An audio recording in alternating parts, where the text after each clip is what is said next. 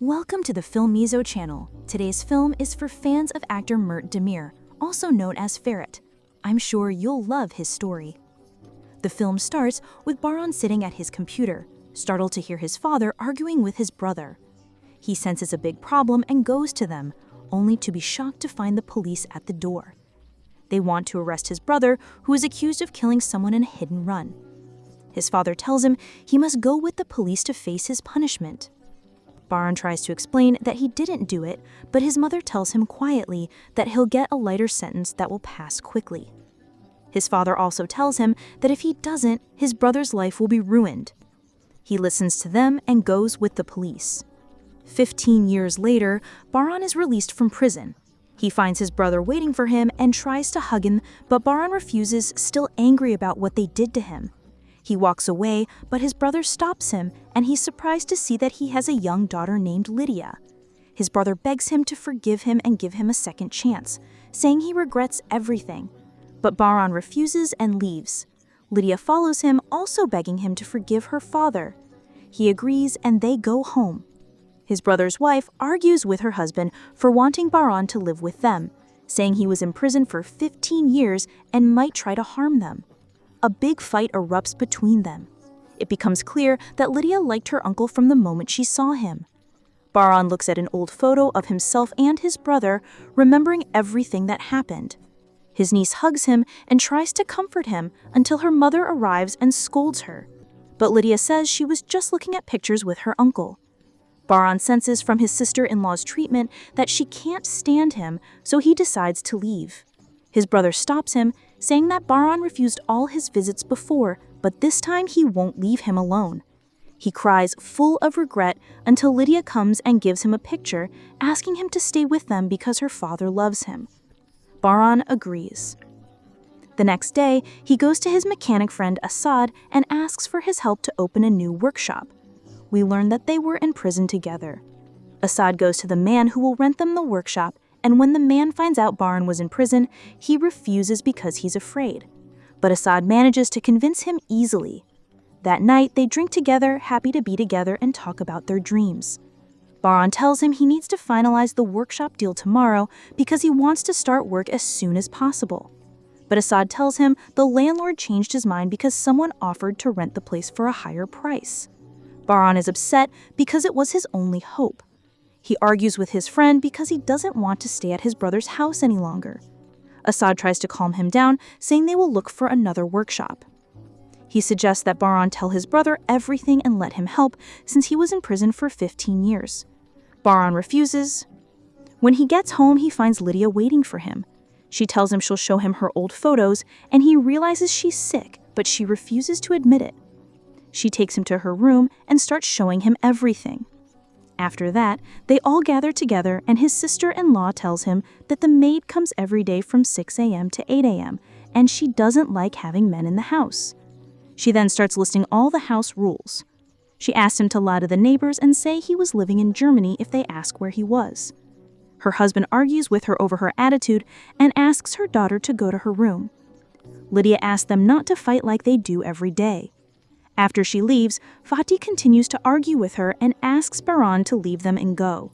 But Arzu tells him to stay because her brother is a traitor and can't be trusted. She says he's a fraud, doesn't even have money for his daughter's school fees, and they're behind on rent. Baran tries to make her understand that he doesn't need his brother's help or money.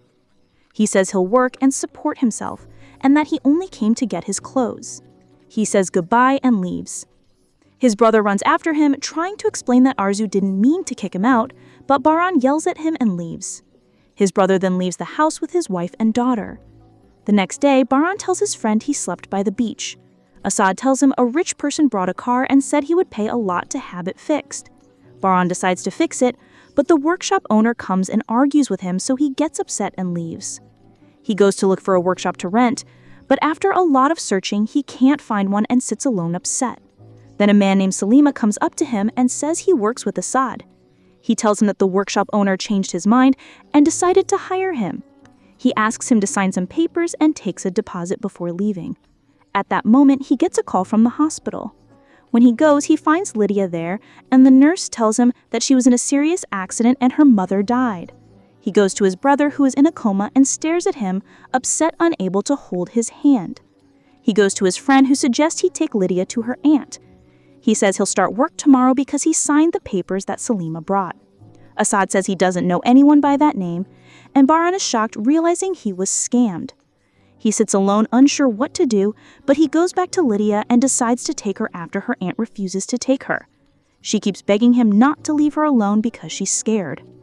The next day, he goes to his parents' graves and cries, saying they were the reason his life was ruined.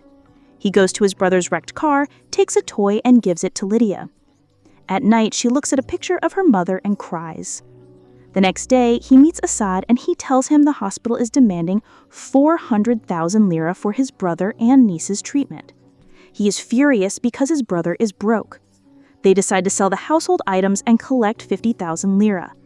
They then sell his brother's broken car for 150 lira. Assad goes to the workshop owner and begs him to hire Bahram, but he refuses. Assad doesn't give up and tells him about Bahram's struggles. He remembers when they were kids in prison and the police officer would torture them. He reminds the owner of his own past and what he did to his family, and tells him that Bahram is innocent and went to prison unjustly to save his brother. Bahram then talks to the doctor and transfers his brother to another hospital. Assad comes to pick him up in the car he repaired. He remembers when the doctor asked him to take Lydia to an orphanage because her expenses were too high. At that moment, he decides to return to the hospital, where he finds her sitting alone and decides to take her to live with him and not to leave her alone. They arrive at the house, which is completely empty because they sold everything to pay the hospital bills. The doorbell rings, and he's surprised to find the landlord, who tells him to leave in 2 days because his brother is months behind on rent. He asks for a week, but the landlord refuses, saying that if he leaves in 2 days, he'll forget the overdue debt and won't cause him any problems. After he leaves, he and Lydia sit and eat together, and she tells him how much her father loved him and always called him a hero. He then goes to look for a job at every workshop, but no one will hire him, so he returns home to play with Lydia. He then goes to meet Musa, and from their conversation he realizes that Bahram was indeed wronged and went to prison in his brother's place. It turns out that Musa also had a painful past. Musa asks him to fix a client's car in 4 days. When Assad sees him, he's happy, but everyone expects him to fail. Because of this, Assad goes to argue with Musa, but Bahram shocks them all by fixing the car with ease. The boss hires him and decides to give him 5,000 lira a week. He returns home with the food Lydia loves. The next day, he takes her to an amusement park and they play together. They pack their things and leave the house because the rent is too expensive. They go to the workshop, and he tells Assad that he wants to rent a house he can afford. That night, he decides to work cleaning bathrooms, but someone there gets annoyed and bullies him. But Bahram doesn't stay silent and hits him. The man is stronger than him and keeps hitting him. Lydia sits alone and prays a lot. The boss sees her from a distance.